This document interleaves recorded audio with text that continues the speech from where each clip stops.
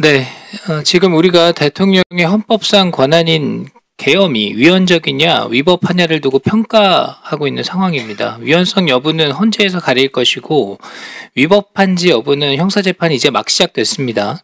그런데 지금 상황을 보면은 대통령의 위헌 위법을 사실상 확정적으로 가정하면서 그 행위에 비협조적이었던 군인들은 죄가 없고 협조했던 군인들은 죄가 있다는 식으로 몰아가고 있습니다. 이 상황 자체가 모순이 있고 일종의 프레임이에요. 그럼 반대로 대통령이 무죄가 나오면 대통령 명령을 안 따랐다고 지금 주장하시는 분들 다 처벌돼야 됩니까?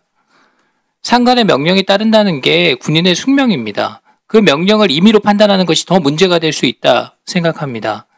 지금 군 관계자들 향해서 계엄 당시에 왜 위법성을 제대로 판단하지 않았냐 이런 질문들을 많이 하고 있는데 그럼 군 사령관들은 명령이 내려올 때마다 변호사 자문 받아야 됩니까? 그럼 정상적인 군의 임무 수행이 가능합니까? 누군가 책임을 피하려고 아무리 변명을 해도요. 이게 대통령이 유죄면 대통령의 직접 지시를 받았던 사람은 어느 정도 책임을 질 수밖에 없는 것이고요.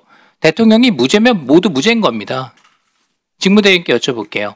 저는 대통령 내란죄 유죄에 나올 가능성이 거의 없다고 생각하는데요. 만에 하나 대통령이 유죄라 하더라도 계엄 사실을 사전에 몰랐던 현장 지휘관들이나 직접 지시받은 것이 없는 군인들이 무슨 처벌 대상이 된다는 건지 모르겠습니다.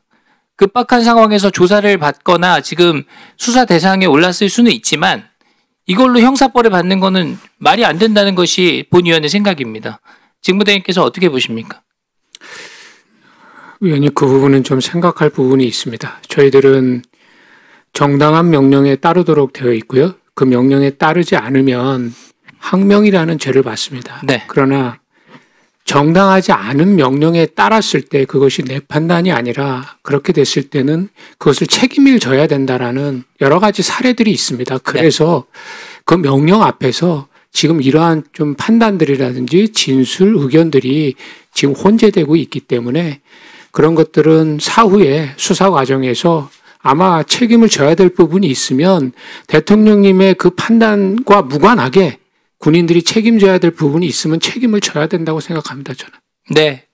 뭐 그렇게 말씀하실 수 있을 것 같습니다. 뭐 여러 가지 판단이 있을 수 있고요. 그러나 이 현장 지휘관들이요. 그 사안의 이 적법성에 대해서 그 명령의 적법성에 대해서 판단을 하기 어려운 상황에서 했던 군인들에게 그 책임을 형사벌로 묻는 것이 적절한지에 대해서 제가 묻는 겁니다. 예, 그것은 그 책임은 최대한 많이 선처가 될 거다 저는 그런 말씀을 드리는 거예요. 예, 제가 지금 말한 그 책임의 영역은 저 하위에서 움직였던 그런 사람들 얘기하는 게 아니라 그런 거에 결심권에 있었던 사람을 의미합니다. 예. 네, 한병도 의원님.